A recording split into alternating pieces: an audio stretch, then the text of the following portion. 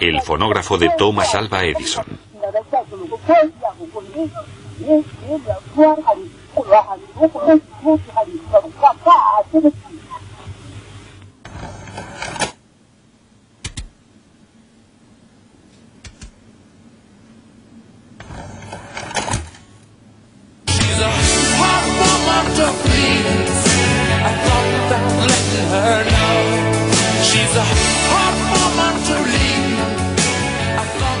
Mick Jagger y el fonógrafo. ¿Qué tienen que ver el uno con el otro? Puede que el rockero no sepa que en gran parte le debe su carrera a este aparato, que hoy nos parece intrascendente e incluso grotesco.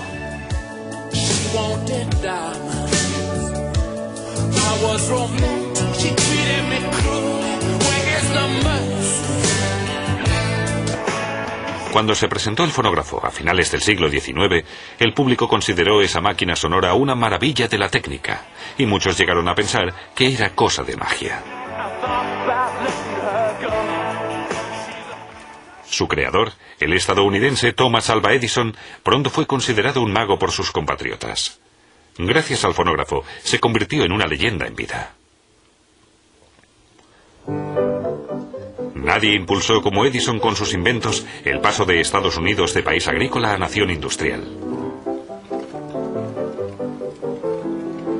Muchos contemporáneos conocían la ajetreada historia de su vida. Con 15 años, Edison trabajaba en el ferrocarril como chico de los periódicos. En el vagón de equipajes hacía experimentos de química, una ciencia que le fascinó siempre.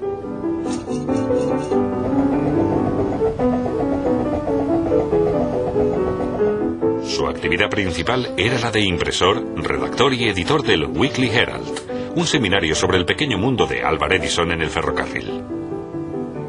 Pero siempre estuvo en pie de guerra con la ortografía, pues no tuvo una formación académica completa.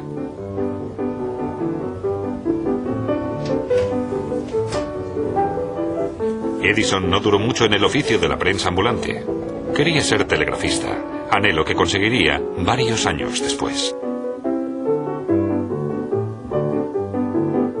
En su nuevo puesto de trabajo, Edison dedicaba las noches a intentar mejorar la telegrafía. Más tarde, se hizo autónomo. En 1869, con 22 años, ya tenía su propia empresa de avances e investigación. Ganó una buena suma de dinero con su impresora de acciones, que vendió a la poderosa compañía telegráfica Western Union. 7 años después, dio un paso más.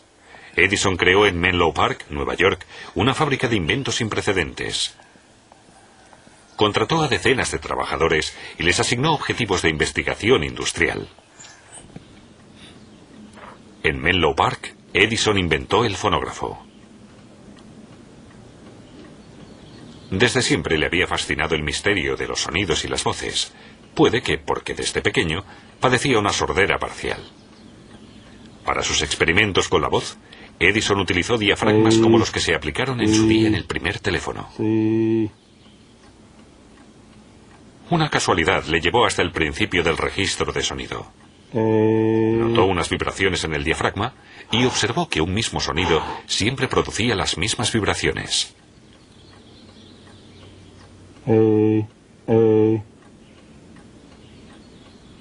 Edison se percató de que podría registrar el sonido si conseguía concentrar las vibraciones del diafragma en un punto y plasmarlas, por ejemplo, en un material de soporte rotante.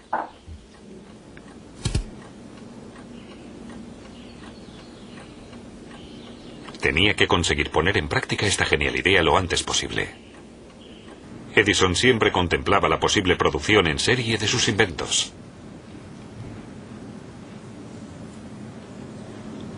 Fijó una aguja en el diafragma vibratorio y escogió papel de parafina como material de soporte.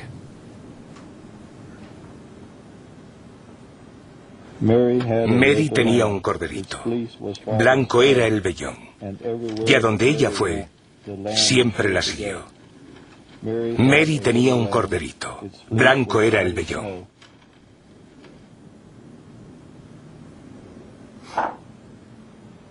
Después de la primera prueba, Edison comprobó que las vibraciones se habían grabado. En sus apuntes más tarde afirmó: "No hay ninguna duda de que puedo grabar la voz humana y reproducirla cuando quiera. Tenía razón, como se demostraría después.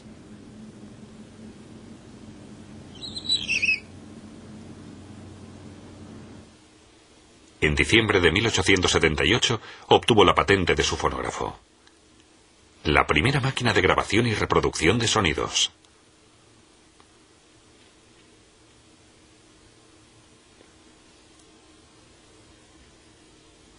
El jefe de la banda de Menlo Park, como se denominaba él mismo, y sus fieles trabajadores habían terminado su obra maestra.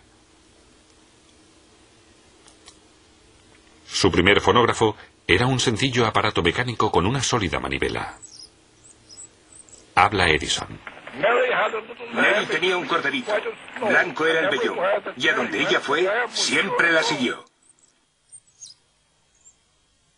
Edison descubrió su invento como el amigo del taquígrafo. Él concibió el fonógrafo principalmente como un aparato de dictado para las oficinas modernas. Pero de entrada, el público no le hizo demasiado caso a la máquina parlante.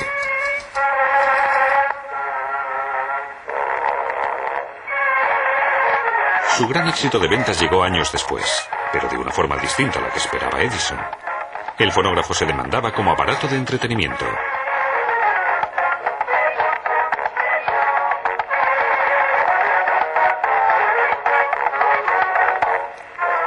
A finales del siglo XIX, el fonógrafo de Edison se producía en serie.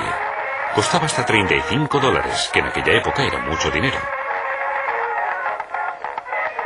Los oyentes estaban como locos, y solo una minoría se preguntaba cómo se producía aquella delicia para los oídos.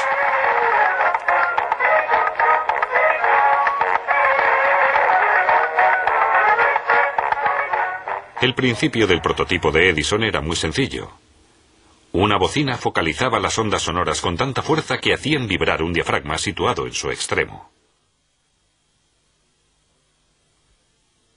Mary tenía un corderito. Blanco era el vellón. Y a donde ella fue, siempre la siguió.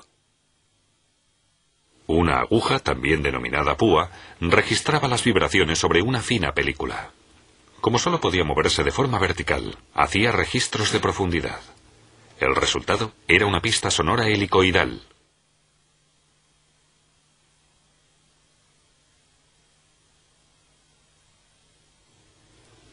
Para la reproducción solo había que seguir el proceso a la inversa. La aguja seguía la pista sonora y con sus movimientos hacía vibrar el diafragma. Mary tenía un corderito. Blanco era el vellón. Y a donde ella fue, siempre la siguió. Ahora la bocina actuaba como un altavoz y focalizaba el sonido. Si Edison no se hubiera entregado en exclusiva a su invento, no habría podido trabajar constantemente en sus mejoras. En 1890 sustituyó la hoja de estaño por cera preparada y más tarde goma laca para hacer los cilindros considerablemente más duraderos. Los robustos cilindros de Edison abrieron nuevos mercados. Con la venta de grabaciones de sonido prefabricadas, nació la industria del entretenimiento.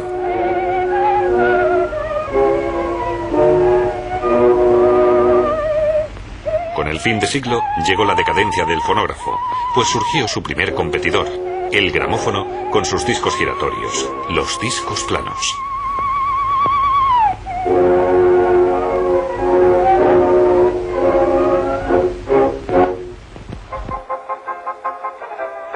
La idea fue de Emil Berliner, un inventor de Hannover expatriado a América en su juventud.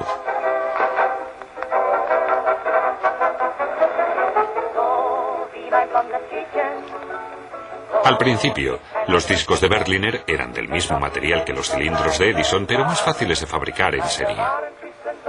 De un disco original se podían hacer miles de copias. La aguja estaba inclinada. A diferencia de la púa de Edison, producía un menor desgaste y una mayor calidad de sonido. Solo una persona prefería ignorar estas ventajas. Edison se mantuvo fiel a su fonógrafo hasta que en 1912 tuvo que detener la producción por falta de demanda.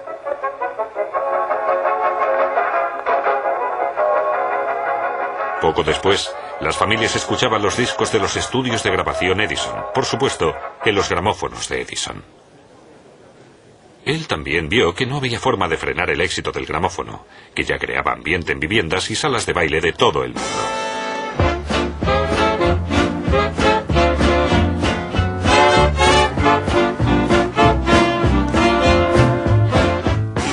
avances no se hicieron esperar.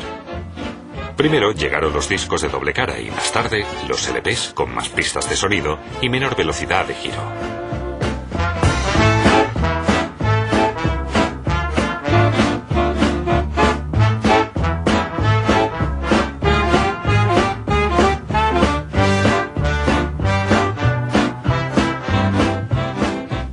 Las grabaciones de sonido y la fabricación de discos y de gramófonos eran costosos procesos industriales que solo aportaban beneficios económicos realizados en gran número.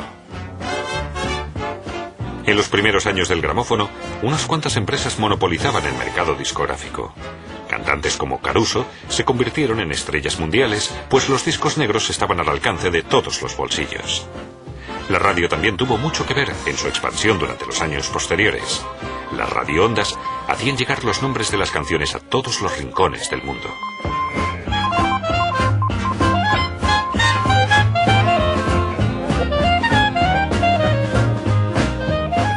Lo que los fans escuchaban en la radio, lo compraban después para sus colecciones de discos. Poco a poco, la industria discográfica se convirtió en un fenómeno universal.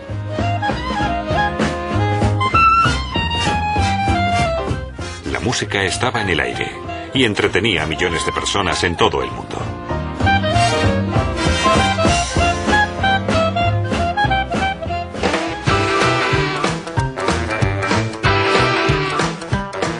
Con el rock and roll, en los años 50, nació una cultura juvenil que no se había dado nunca. Sin los discos negros y redondos, este movimiento habría sido impensable. En los años 60 surgieron nuevos beneficiarios de los inventos de Edison y Berliner, los grupos de pop como los Beatles. Uno pierde la cuenta de los discos de oro que obtuvieron en su época por los millones de copias vendidas.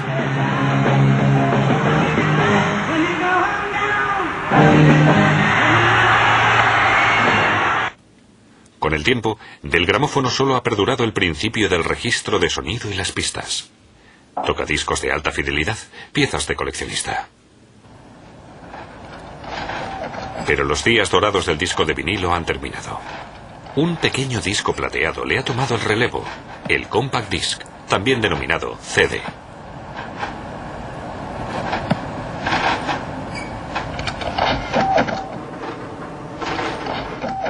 No es un sistema mecánico, sino uno óptico-electrónico.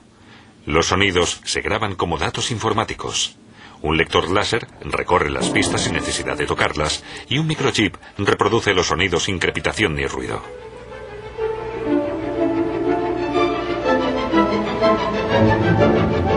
Thomas Alva Edison siempre soñó con un sonido tan perfecto a pesar de su sordera parcial. Su mayor deseo fue reproducir entera la 9ª Sinfonía de Beethoven.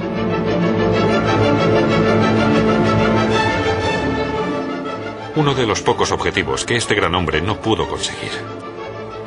A pesar de ello, celebró los éxitos de muchas otras innovaciones técnicas.